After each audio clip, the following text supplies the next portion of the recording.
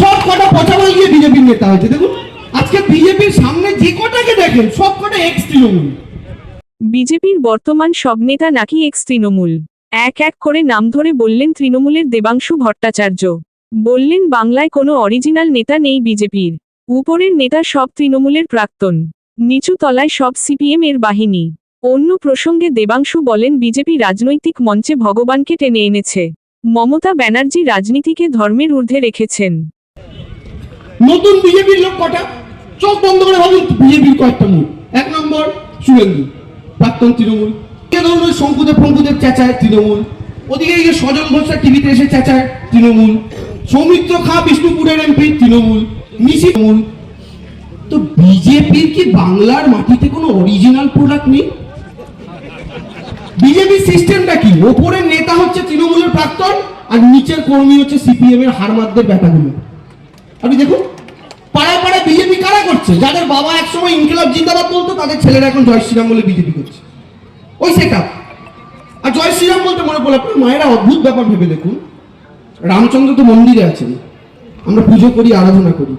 আচ্ছা আমি একটা কথা বলুন তো, এখন রাজনৈতিক মঞ্চ, এই রাজনৈতিক মঞ্চে যদি আমি এখানে একটা ঠাকুরের মূর্তি বসাই তাহলে কি ঠাকুরের সম্মান করা হবে? হবে না তো। রাজনীতি রাজনীতিবিদদের জায়গা। রাজনীতি তো মন্দির নয়, ধর্মস্থান নয়।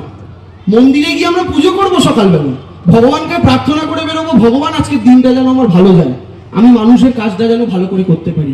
কিন্তু এরা রাজনীতির মঞ্চে ভগবানকে টেনে এনে ভগবানকে অসম্মান করে। এবং অদ্ভুত ব্যাপার দেখুন, এরা রামকে নিয়ে এত রাজনীতি করলো যে 2024-এর লোকসভা নির্বাচনে যে লোকসভা কেন্দ্রে রাম মন্দির বানিয়েছে সেই লোকসভাতেই বিজেপি হেরেছে। ফৈজাবাদ লোকসভা সিট 2024-এ কেন হারলো? কারণ রাম নরেন্দ্র মোদীর কানটা মুলে দিয়ে বলল, আমি তো রাজনীতির জিনিস নই, আমি অনেক বড় জিনিস, তুই তোর হাত পৌঁছবে না। আপনি বলুন তো, মমতা বন্দ্যোপাধ্যায় কদিন আগে দীঘায় জগন্নাথ মন্দির করেছে, খবরে দেখেছেন তো, অনেকে হয়তো দেখে ঘুরে এসেছেন। আচ্ছা মমতা বন্দ্যোপাধ্যায় তো একটা মন্দির করেছেন, মোদিও একটা মন্দির করেছিলেন, কিন্তু মোদি মন্দিরটা করার জন্য প্রত্যেকটা রাজনৈতিক মঞ্চ থেকে বলেছে আমি রাম মন্দির করেছি, আমায় ভোট দাও। কিন্তু দিদি কোনো মঞ্চ থেকে বলেননি আমি জগন্নাথ মন্দির করেছি, আমায় ভোট দাও। এটা হচ্ছে ভক্তি আর ব্যবসার তফাৎ। নরেন্দ্র মোদী ব্যবসা করতে পারেন ধর্ম নিয়ে, আর দিদি সত্যি সত্যি ভগবানের প্রতি ভক্তি রাখেন।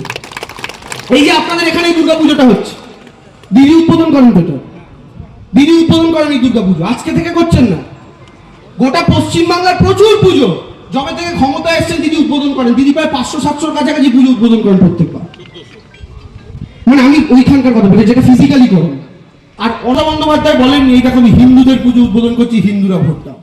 মমতা বন্দ্যোপাধ্যায় রেড রোডে নামাজেও যান, নামাজে আমার মুসলিম ভাইদের সাথে তাদের সঙ্গে থাকেন।